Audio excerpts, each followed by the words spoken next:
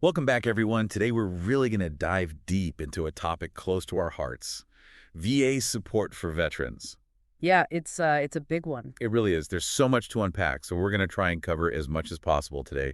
We'll be looking at everything from housing assistance to healthcare access, career transition, mental health resources, you name it. We're going to try and connect those dots and see how they all interweave. Exactly. And it's really fascinating how those pieces all fit together. You can't really talk about, say, securing stable housing without considering the impact on a veteran's mental health or their ability to transition smoothly back into civilian life. Absolutely. It's all connected. And to help us untangle this web, we've got some really compelling real-life stories, recent news, and of course, we'll be taking a deep dive into the VA's programs and benefits themselves. Looking forward to it. Me too. And you know me, I love a good story. Yeah. So let's start with Grady Kendall. I'm sure many of you might recognize his name for that incredible VA News article. His story really hit home for me, this Coast Guard veteran's journey from homelessness to actually owning his own place. Talk about inspiring. It's a testament to, the power of effective support systems and, of course, Grady's own resilience. For sure. Yeah. So for those who haven't had a chance to read the article yet, can you give us the rundown on Grady's story? Okay, so Grady was stationed on the Coast Guard cutter Westwind. This was an icebreaker in the Weddell Sea. Now, when I say icebreaker, I don't mean a casual little cruise ship. This thing was a beast, battling some seriously unforgiving elements. And one day, it slammed right into an ice shelf, causing some major hull damage. Oh, wow. That must have been terrifying. Absolutely. And you know what Grady's job was during this whole thing? He was tasked with clearing ice away from the rudder using a fire hose. Can you imagine? Surrounded by these massive ice walls, the sheer force, the isolation, the potential for disaster. It's no wonder that experience had a lasting impact on him. Yeah, exactly. Years later, in 2019, Grady was dealing with untreated PTSD, depression, anxiety, the pressure of caring for his ailing mother. He felt completely alone, even contemplated suicide. That's just heartbreaking. But that was a turning point, right? He reached out for help. He did, and thank goodness for that. He got in touch with his VA mental health team in Montana and started treatment, including counseling and medication. That decision right there was monumental. Okay, so that's the mental health support kicking in. But how did he end up homeless? Well, life threw him another curveball. After his mother moved into assisted living, he had some financial disagreements with family, and they actually evicted him. Oh, man, talk about adding insult to injury. It's unbelievable how quickly things can spiral. It's a sad reality for many veterans. But here's where Grady's strength really shines through. He turned to the VA again, this time for housing assistance. And that's where the HUD VAH program comes in, if I'm not mistaken. You got it. Department of Housing and Urban Development Veterans Affairs Supportive Housing Program, a real lifeline for veterans experiencing homelessness. So it's a joint effort between HUD and the VA. Precisely. And it's not just about putting a roof over someone's head. It's about providing those essential supportive services that help veterans like Grady find their footing.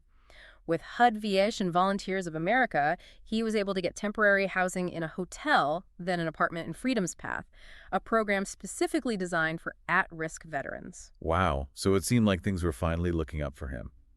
But here's a real kicker. Just 3 years after experiencing homelessness, Grady purchased his own home using a VA home loan. Talk about a comeback story. It's really a remarkable turnaround. It makes you think, though, about those veterans who maybe aren't as familiar with these resources or they hit a roadblock in the system. That's a really important point you bring up because the VA, as comprehensive as it is, can sometimes feel like navigating a maze, especially during a crisis. And as we know, emergencies don't exactly wait for paperwork. That's for sure. And that's where that article about disaster assistance really struck a chord with me. You think about a veteran like the one mentioned who was desperately trying to get oxygen for her husband after Hurricane Beryl. It just highlights how natural disasters can turn already challenging situations into full-blown emergencies for veterans. Absolutely. And it's not just about housing either. Access to essential things like medications, medical equipment, those can become life or death hurdles in the wake of a disaster. They mentioned another veteran struggling to get pain medication after Hurricane Helene. It really underscores the need for streamlined processes in those critical moments. Couldn't agree more. We've touched upon the VA Loan Guarantee Program, but I'll be honest, I'm not entirely clear on how it works. It's crucial, though, especially in disaster situations, right? Think of it as the VA stepping in to vouch for veterans, making it easier for them to secure a mortgage. It can be an absolute lifesaver after a disaster, potentially even offering mortgage relief. But the key is awareness. Veterans need to know about this resource before disaster strikes. Right? It's all about being prepared. And speaking of preparing for the future, We can't overlook career transition. That new Veteran Improvement Commercial Driver License Act seems like a real game changer. It really is. And it's a win-win situation. Addresses the trucker shortage we're facing while providing veterans with a direct path to a good-paying career. Okay, but for someone listening who might be thinking trucking, really, what would you say to them? Why is this a good fit for veterans, and how does it tie back to their overall well-being? Well, think about it. Many veterans already possess skills that translate incredibly well to the trucking industry. Discipline, adaptability, often mechanical aptitude. Plus, that open road can be incredibly therapeutic for those who've been in high-stress environments. And when you add in the GI Bill benefits for CDL training, that's just smart policy. It's about empowering veterans to achieve financial independence, which, as we've seen, is directly linked to stable housing, healthcare access, ultimately peace of mind. It all circles back. And you can't talk about well-being without addressing the elephant in the room: mental health. Grady's struggle with PTSD is just one example, and that PTSD Bytes episode you shared really resonated with me, especially that statistic 50% of veterans with PTSD also experience chronic pain. That's a staggering statistic. It really highlights the hidden struggles so many veterans face. Chronic pain is often invisible, and veterans, they're already so accustomed to pushing through hardship. We need to be asking ourselves, what's at the root of this pain? Is it purely physical, or are there underlying signs of PTSD that we're missing? It's like trying to solve a puzzle without all the pieces. And I can only imagine how frustrating that must be for veterans who are seeking help. Absolutely. But there is a glimmer of hope. The VA is developing some really innovative tools like that pain coach app we talked about. It's all about empowering veterans to take control of their pain, potentially uncovering those underlying issues, and ultimately improving their overall quality of life. I love that. Using technology to empower rather than replace. It's about providing multiple avenues for support. It's really remarkable when you think about it. The sheer scope of the VA's efforts to support veterans is just incredible.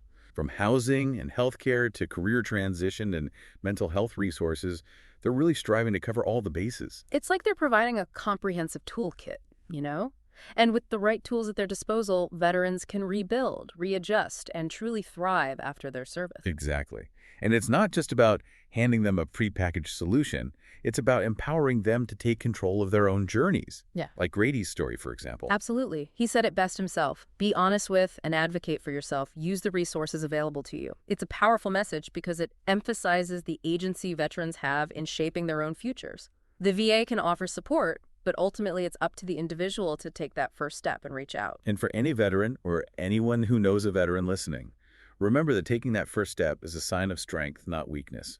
It's about reclaiming your life and working towards a brighter future. Couldn't agree more. As a society, we have a responsibility to support our veterans, and that means making these resources not just available, but easily accessible and understandable. Absolutely.